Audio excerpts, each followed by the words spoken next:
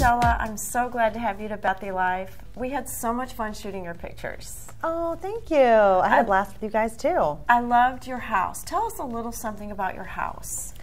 Well, our house really took us years to find. David had some really specific ideas about what he envisioned when we decided to move back to Texas. And it was originally owned by this really amazing family and woman in particular, and she was a philanthropist in town and just a great woman. So the house was super contemporary for its time. Yeah. And we just took that inspiration of that family and sort of family life and repurposed it into 2016 now, but we finished in 2014. Well, it's so unique, and you can see in the pictures, but I just love the layout. It's really nice and yet very inviting and warm and family-oriented. I love it. We love it too. We love to have families over and people over and parties. It's just so fun. Yes, I've been to parties there. They're great. So where did you grow up? I grew up in South Texas. So what brought you to Houston? Originally, I came to Houston to go to law school. Oh. So I moved here many years ago. And I started law school, went to law school here, and was a litigator before I moved to Colorado. Okay, what took you to Colorado? Well, I met my husband after a prank call. Wait, what? Back up. Okay, we're going to cover that, then we'll go back to it. Wait, what? So I was living in Houston, but it's a long, crazy story, but someone leaned over to us at the old River Oaks Grill, which is currently Armando's, and asked us to call this phone number. So we called a phone number, and this person answered, and he said, "Hey, you're calling me from a Houston number. I happen to be in Houston." And we said, "Oh, great, who is this?" And he said, "Well, I'm tall, dark, and handsome. Meet me at Muldoon's." Wait, this was just a random number, or did your friend know? It was a random number. This guy leaned over that was flirting with us, and he said, "This Colorado number keeps calling me. Can you guys prank call it and find out who it is?" And we were like, "Sure." So we call the number. This guy answers, and we're like, "Hey, is Lauren there?" And he says, "No, but you're calling me from a Houston number, and I happen to be in Houston right this moment, and I'm tall, dark, and handsome. Why don't you come and meet me at this other bar?" So we're like, "Okay, great, we'll be right there." So we hang up. We don't go to the bar, of course. We lean over to the guy and we say, "I don't know, some guy's looking for you. Good luck. He's tall, dark, and handsome." So we fast forward the next day, and I go to a wedding in Washington, North Carolina, population like 3,000. And I'm at a wedding, and I end up talking to this guy, and he tells me he's from Aspen, and we talk back and forth for quite some time. And then maybe an hour later, he says, "I'm going to head back to my hotel because I'm really tired. I was out late in Houston last night." I'm like, "Wait, how many people are from Aspen but out late in Houston last night?" And so then I said, "Tall, dark, and handsome." And then he said, "Meet me at Muldoon's." That gives me chills. So I had prank called my husband the night before I met him. But then you randomly ran into him. At a wedding in Washington, North Carolina. Okay, I am a big believer in fate, but that takes the cake on the fate story. Isn't that crazy? That's crazy. That is the universe, your angels, everybody wanted you to meet. I've never heard a story like that. So then I called my mom at 2 o'clock in the morning, and I said, "I just met the guy I'm going to marry." Are you kidding? No. It was crazy. That's a crazy story. I love that story. So there's hope for everyone out there. Well, I forgot to say what I said after he says tall, dark, and handsome, and he says meet me at Muldoon's. I said, "You're not that tall." Yeah. So I didn't know you'd been a lawyer. I used to practice law.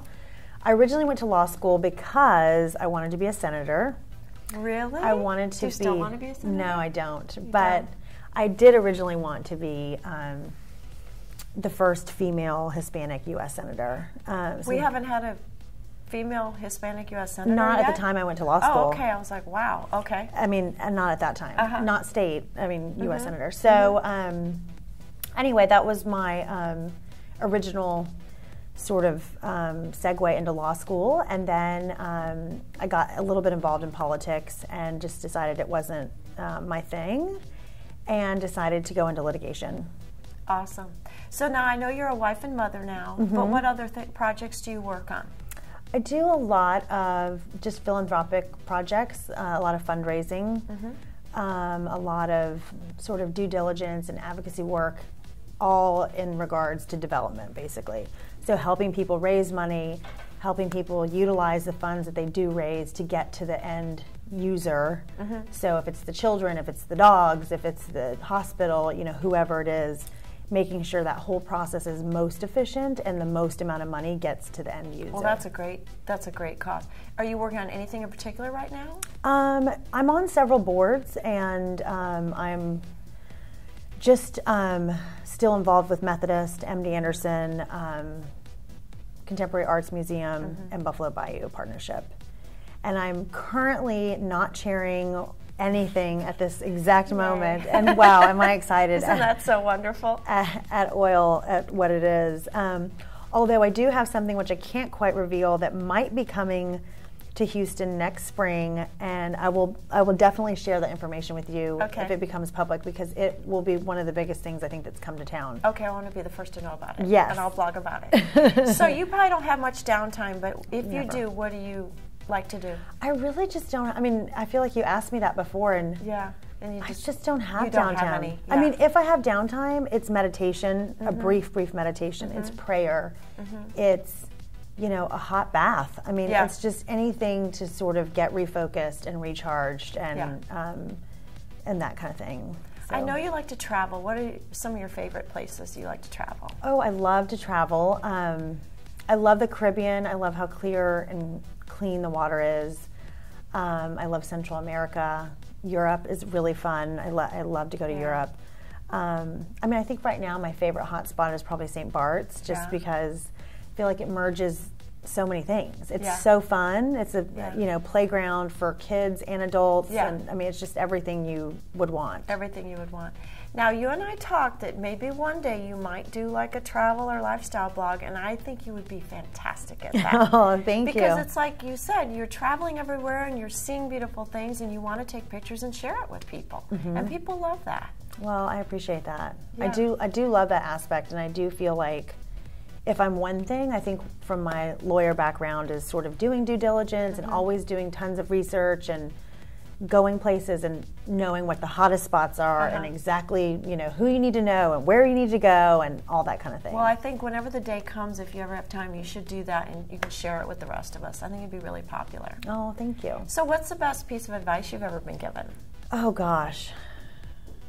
To be yourself, probably. I feel like that's something my mom always just, you know, would say, and I feel like it's something that's really important. I think so many people are sort of walking around being other people. I mean, just not being their authentic self, and for whatever reason that is, and not to blame anyone for doing that, but I just think that it's so liberating to just be yourself. Be yourself. And not worry.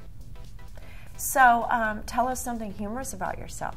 Oh gosh, I'm like the most organized, disorganized person you know. Okay. So I can get anything done. I'm on top of it, but yet we're the people that show up at the airport and we have no tickets. Or really? Yes. I mean, just random stuff happens to me all the time because, as my husband said, you are the most organized, disorganized person.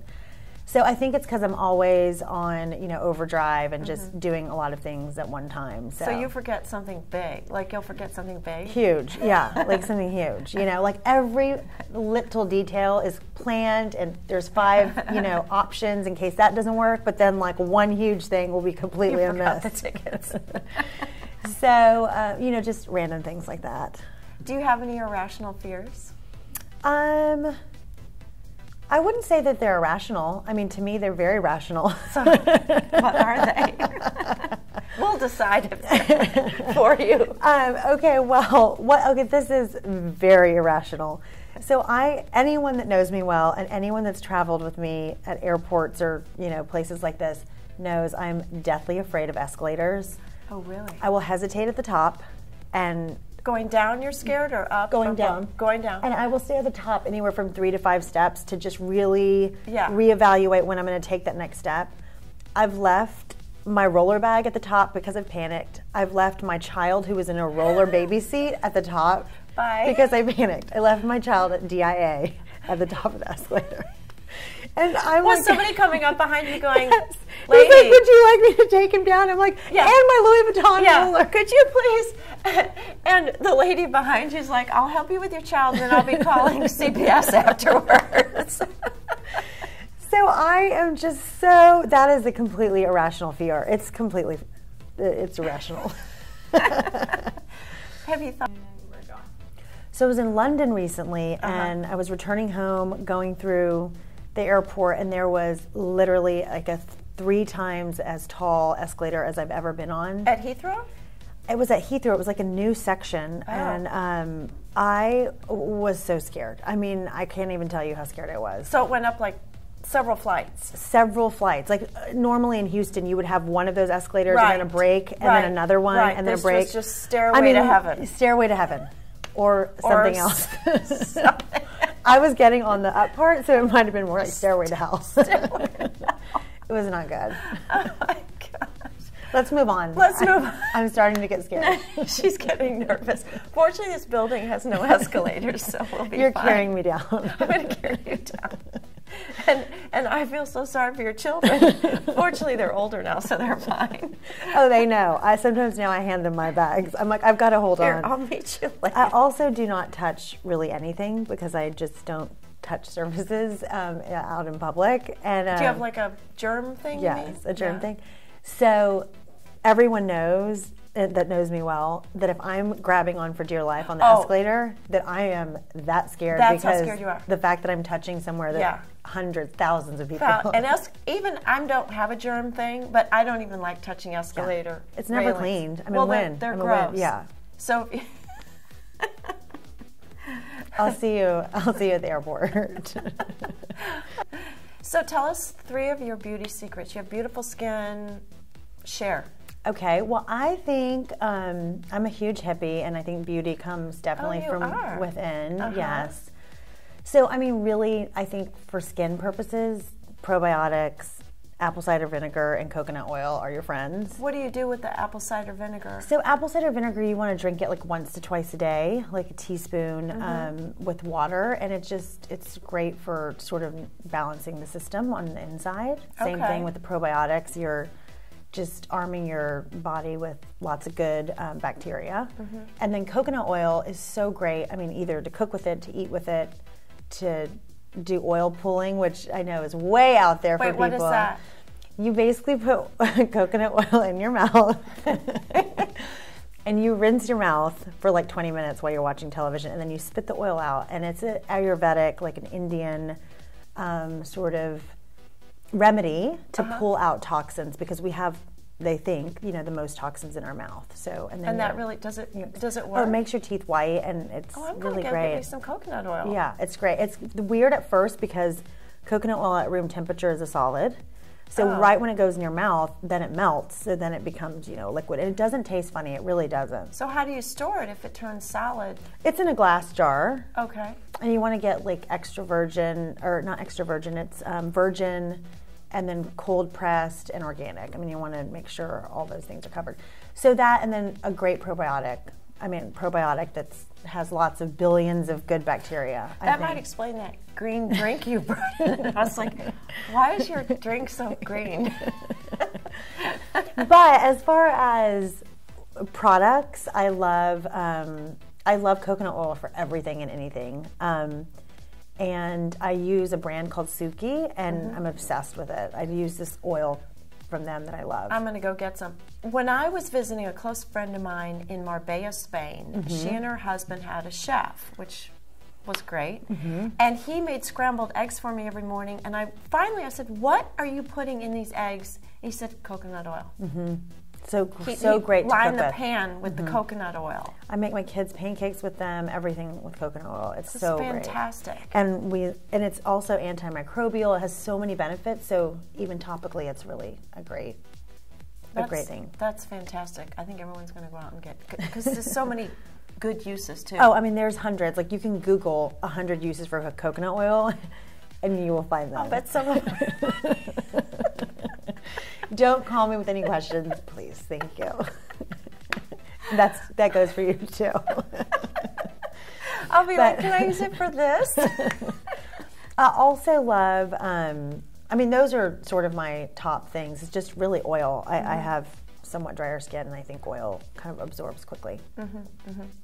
Well, I'm so glad you came in today. I love your stories. You have some of the best stories we've ever had. Thank you so much, Estella. Thank you. That's a wrap.